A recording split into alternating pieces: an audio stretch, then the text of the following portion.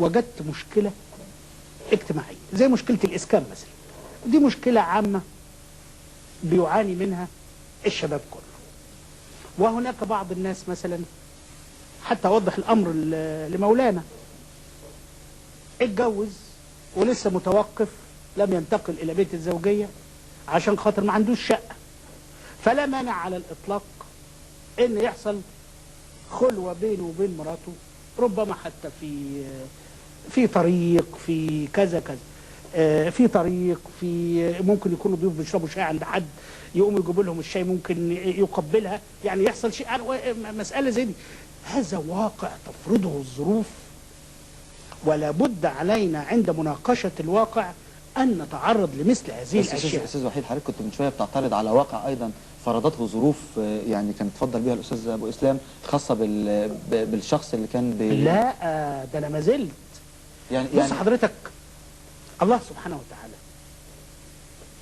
جعل الحياة الجنسية للبشر حياة راقية وخاصة وفيها خصوصية لا تحدث إلا في غرف النوم. أنا هنا يعني ما بتكلمش، أنا بس بتكلم على المفارقة بين واقع وواقع بس فقط. واقع أنا أسمح إن رجل يختلي بامرأة لوحدهم بس، لكن هل وصلنا يا راجل خليك معايا، ده لما احنا بنمشي في الشوارع بتاعتنا ونلاقي كلب بيطارد كلبه، العيال بتزف الكلب والكلب. يعني اذا نرجع للموضوع، بس نرجع للموضوع. انا عاوز اسال اي رجل دين او اي رجل متحضر ويقول هل يجوز ان يمارس الجنس شخص مع زوجته و10 رجال يتفرجون؟ بس مش ده موضوعنا يا استاذ وحيد. ما هو مش ده موضوعنا احنا. ايوه انا بقول لك، لا اصل هو قال انا مبسوط. نعم قال انا مبسوط. هو حر، هو انا ما اقدرش اعمل ده بقى. هو ينبسط زي ما عايز. انا كفنان تتقطع ايدي لو عملت مشهد زي هو ينبسط زي ما عايز وحضرتك تعترض من حقك كامل الاعتراض. لكن انا بسأل فيما يتعلق بتصور حضرتك ان الفن مسألة ليست مجرد نقل حرفي للواقع. لا، وراه فلسفة، وراه رؤية. عليك ان تبرز كل عمل لابد له رسالة. هو هنا انا بس عايز اقول حاجة، هل يمكن ان احنا نيجي نقول ان في مشهد واحد من الفيلم وناخده ونبني عليه حكم او رأي، ولا الفيلم لازم يتاخد كله على بعضه؟ عشان كده سألت مولانا، قلت له انت ما شفتش حاجة تانية في الفيلم، عشان كنت عاوز اعمل معاه حسبة ظريفة جدا. كنت هقول له يا مولانا اذا كانت ما لقيتش قيمه، اديني القيمه. معلش بقى، اذا كنت حضرتك ما لقيتش قيمه في فيلم، طب علمني. مش هعلمك، المشاهدين كمان. لا اعلمك بعد ما وصلت للسن ده صعب. لا، وحتى الموت تتعلم. لا وبعدين لما يكون معلمه وحيد. لا اعوذ بالله، ده انا لسه بتعلم لغايه ده. بس شوف حضرتك، شفت لسه بتتعلم. بس شوف حضرتك انا لا اكيد يعني انا عندي، لا انت شباب ما شاء الله عليك. انا عندي قدره على الاستيعاب. واقول لحضرتك حاجه كمان، اقبل الجدل يعني ايه، واعترف. استاذ وحيد، نعم. انا هخاطب قدامك. اتفضل. يعني وعشان خاطري خلي في شفافيه في الكلام. الحمد لله احنا لسه في منتهى الشفافيه. ما فعلته هذه الممثله؟ سيبك من الممثله، احنا بص حضرتك، هذا هو الفن المطلوب. بص حضرتك، لا كله على بعضه. عارف الخلاف كله على بعضه. انت عارف انت حضرتك ايه الخلاف؟ اوضح لك الخلاف بس. اتفضل.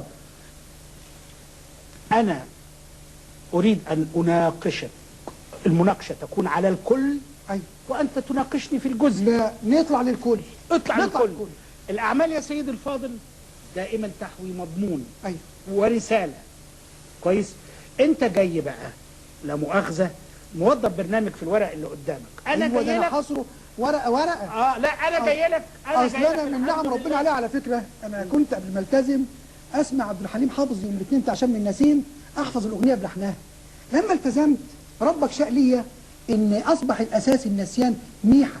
يعني لو الورق ده قدامي ده ما افتكرش مين. بص حضرتك لا، ولازم لما كنت اشاهد المشهد ده او ماسك الورقه والقلم والمرايه على طول، وخلي بالكم معايا احط كلام في هذا البتاع. اولا انا جاي خدني بقى. لا انا لازم الموضوع يا استاذ وحيد. هرجع لك للموضوع. انا فعلا خايف الحلقه تضيع. على مش هتضيع. لا انا يهمني، عايز اسالك مضمون هذا الفيلم اللي لعب مع الكبار ايه؟ قلت هو ترسيخ ورفع. هو حضرتك بتسال الاستاذ وحيد ولا حضرتك عايز تجيب؟ ما رضاش يقول لي مضمون. خليه نسمع المضمون. اتفضل يا استاذ وحيد. بص حضرتك، المضمون. ايوه، المضمون اللي شافه كل جمهور السينما واللي كتب عنه النقاد الذين أشادوا بالفيلم والجوائز العديدة التي منحت للفيلم منحت له ليس من أجل ساق عايدة رياض الذي تفضلت بالإمعان في النظر إليه، ولكن مش تم تقدير الفيلم. كل بتوعك أمعان فوق النظر. تم سنة. كل ممثلاتك بما انك انت بتكلمني عن ممثلاتي بقى فانا جاي كويس. استنى بس عشان انا هنهي النقاش باشا، انا المقصود بس احنا على فكره برضه عايزين لحظه واحده. السؤال كان اهو، ما مضمون فيلم اللعب مع الكبار؟ اسمعني يا استاذ، ده السؤال. اسمعني يا استاذ. مضمون فيلم اللعب مع الكبار انه كان صرخه ضد الفساد. لحظه يا استاذ وحيد، ضد البطاله. استاذ وحيد لحظه، هل حضرتك عندك اي مانع او شايف ان المضمون اللي اتفضل بيه الاستاذ وحيد وهو صرخه ضد الفساد وضد البطاله ان ده مساله يعني خاضعه للمناقشه او للكلام؟ التي وصلتني ارفع يدك يا اخي، لقد مضى عهد اللا انفتاح ولا فساد.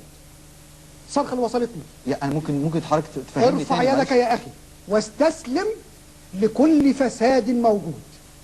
والعاطل اصبح مع جهاز الدوله عاطل. اشتغل فين؟ هو عاطل بكالوريوس تجاره ولا كان محامي؟ ما اشتغلش. ما اشتغلش. بص بقى حضرتك، اذا هو تسليم، يعني انتهى الفيلم الى ايه؟ الى ترسيخ مفهوم الواقع اللي لا حضرتك، وده عملوا عاطف الطيب.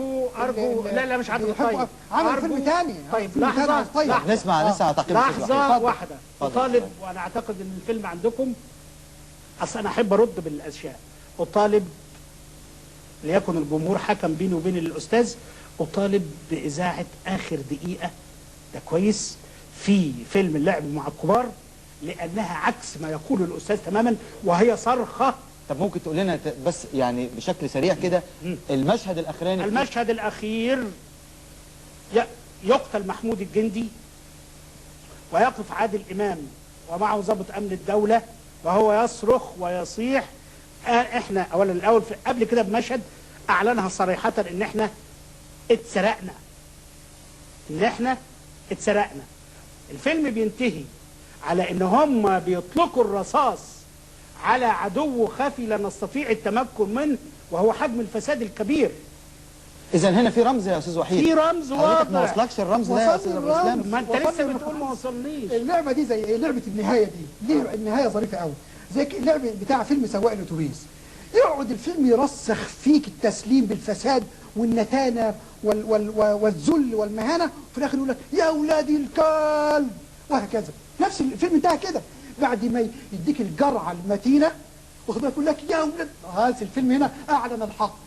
ما انت بقالك ساعتين او 3 ساعات قاعد تغذيني. طب انا عايز اسالك سؤال يا استاذ ابو اسلام. لا انا عايز اسالك سؤال برضه فيلم ايه حضرتك يعني عايز اسالك سؤال والله. انا الفيلم بايه قرانيه. لا انا يا استاذ وحيد، انا كنت عايز اسال الاستاذ ابو اسلام، لو حضرتك قعدت كتابه هذا الفيلم مره اخرى من وجهه نظرك هتكتبه ازاي؟ انا بكتب على فكره. طيب هتكتبه ازاي؟ الفساد عندي لما اجي اعالج مثل هذه القضيه، اولا لابد ان كل شيء فيه شبهه الحرام، لان الغايه عندي انا مش مكافل ولا برجماتي زي الفن اللي بيعرض علينا. الغايه لا تبرر الوسيله. ان لم تكن الفن اداه، لازم تكون اداه نقيه، وسيله. اما انا بقول لحضرتك ده اللي هعمله اهو، ده اللي انا هعمله. لا انا بقول حضرتك يعني حضرتك هتعالج الفيلم ده ازاي؟ اشيل منه قله الادب اللي موجود. طيب شيلنا قله الادب اللي موجود. كويس. ايه هي قله الادب؟ تاني يعني هو خلينا نسمع وجهه نظر الاستاذ وحيد وهي حضرتك عقب عليه. سعاد نصري ولا ايه لما كانوا وقفوها في مسرحيه علشان خرجت عن يعني الحوار، فقالت انا والله فهموني، انا مش قليله الادب لكن طبيعه الدور كده. طيب فالادب ما تتقالش. حضرتك يعني دلوقتي مثلا الدعوات اللي على المسرح عشان خاطر تبقى سند لينا في مناقشه جاده زي دي، خلينا على مستوى الموقف يا استاذ حسن. دعابات ايه؟ لما واحد زي فؤاد المهندس يمسك شوكار ويضربها على مؤخرته.